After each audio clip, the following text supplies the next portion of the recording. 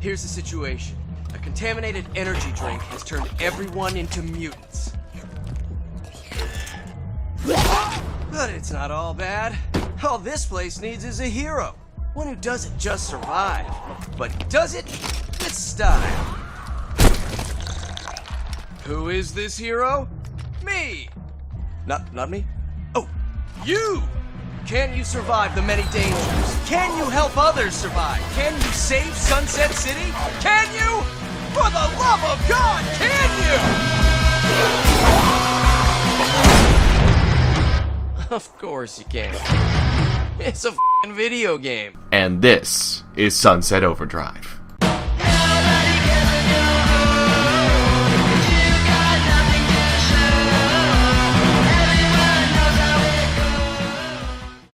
Sunset Overdrive is a game that wears its inspirations clear on its sleeve. You could almost call it Insomniac the game. There's plenty of elements from Resistance, Ratchet Clank, and Fuse all throughout the entire experience, on top of additional inspiration from Infamous, Saints Row 4, and Crackdown. You are a nameless college dropout living in Sunset City. One night, a massive soft drink corporation named Fizco is celebrating the pre-launch of their new drink, Overcharge. Shockingly, it is discovered the drink actually causes people to mutate into hideous monsters. Fizco puts the entire city under lockdown, trying to keep the incident a secret, while the few survivors remaining, yourself included, try to beat the odds and survive bands of bandits and monsters roaming the streets. You also discover in the middle of the chaos that you are actually super powerful and a master at comically absurd parkour moves. So you rise to defend the city, and maybe host a rock concert on the way. Insomniac described the setting as an apocalypse that's more rock and roll instead of gloomy and depressing like, say, Fallout. And it is incredibly refreshing.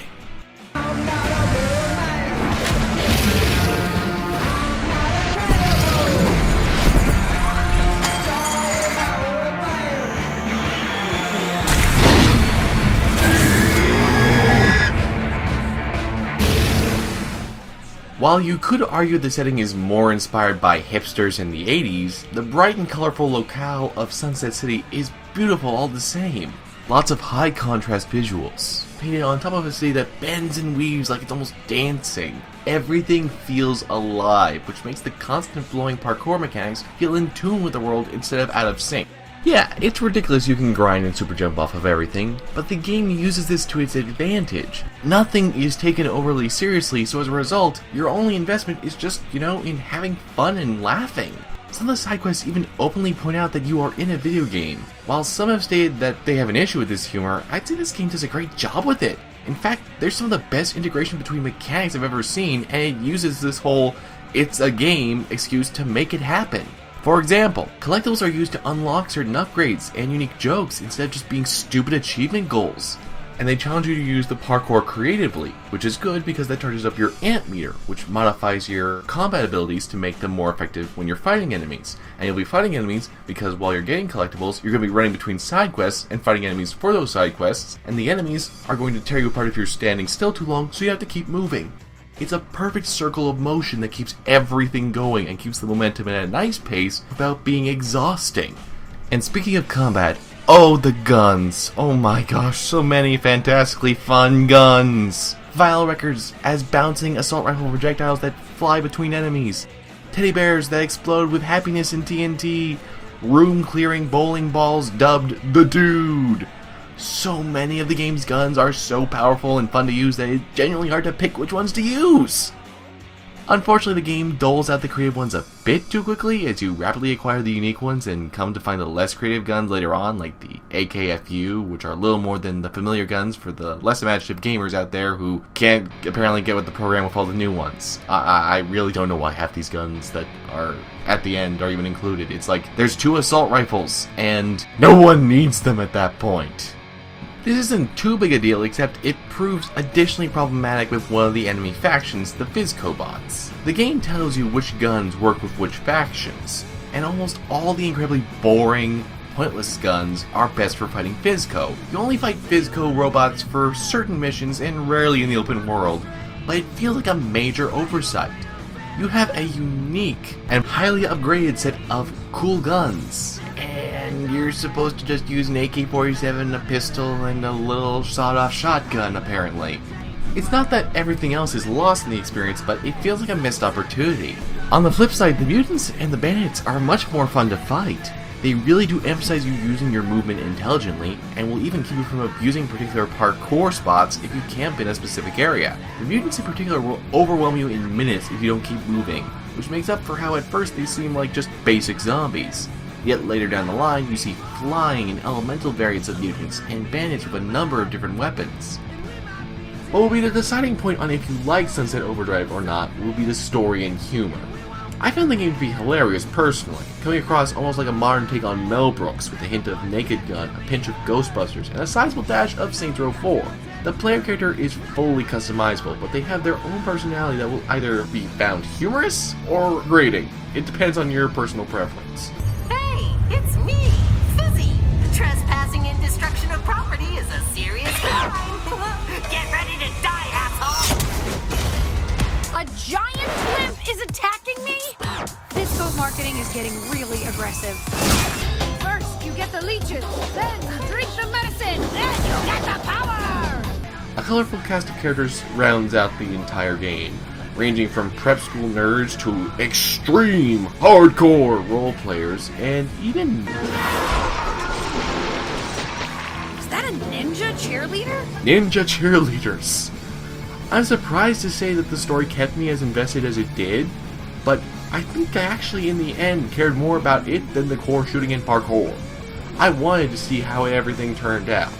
Every twist and bend seems to have some new joke or pun to it. After I had nearly every collectible found, I was still finding new jokes. Now there were a few flat ones, but in the grand scheme of things, that was like a small percentage versus 90% of pure gold that had me laughing my ass off.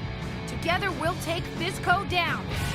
Or we won't, but we'll get some wicked respawn animations. The humor has to be taken as self-aware but endearing. The developers enjoy poking fun at modern culture and all sorts of stereotypes and attitudes, but it's not hateful. It's snarky, but it's not hateful like everyone seems to act like it is. There's a difference here. It's not like some of the stuff you see on Comedy Central. The writers don't hate these people that they're writing about, that they're satirizing. They care about it a lot too. These are comic book nerds, these are gamers, these are LARPers, these are nerdy people. And they know exactly what you can make fun of in that context, so yeah, actually I think it's really good that they hit upon what they did. And really, that's why it comes together so well. The writing feels believable within the context of the world Insomniac has provided. There are far more quote-unquote realistic games that fail at this when it comes to writing. The meta-commentary and references are also both recent and far-reaching, so both younger and older members of the audience can appreciate it. On top of that, you can actually experience it with younger members, because you can disable Profanity and Gore, so it effectively becomes a T-rated game just by going in the options menu for a couple seconds. That is fantastic! There's also the 8-player multiplayer co-op mode's Chaos Squad. Yeah, it's horribly done and feels like something that the developers put together over a weekend. The lack of co-op in the actual campaign makes this mode feel particularly unwelcome as a multiplayer. You could do so much with this game as an online game, yet what we get is a bare-bones slapdash version of Mass Effect 3's multiplayer. Just skip it. Still, it is an understatement to call Sunset Overdrive one of the best designed games in a while. It may not be the most innovative in the grand scheme of things, and its multiplayer may be terrible, but the execution overall is hard to match. Seriously, I could go on for hours about just how well detailed and integrated all the different little ideas that they have in here. That's the curse of a good game. You can easily point out the few little flaws it has left, but otherwise, it's so hard to break down easily what makes it good. Sunset Overdrive, I could spend genuinely, I mean it, hours telling you all the different little things like, oh, what they did right in that mission. It is great. Don't let these negative points I brought up hold it against it. Don't hold that against it unless you are literally only looking for an online experience. That's the only reason not to consider this game. I feel bad for games that release after Sunset Overdrive because it is going to be a while before any game has a shot of comparing well to it, in my opinion. This is the Xbox One game to beat, which is why it gets the rarely given 10 out of 10. My work here is done. I'm out, bitches.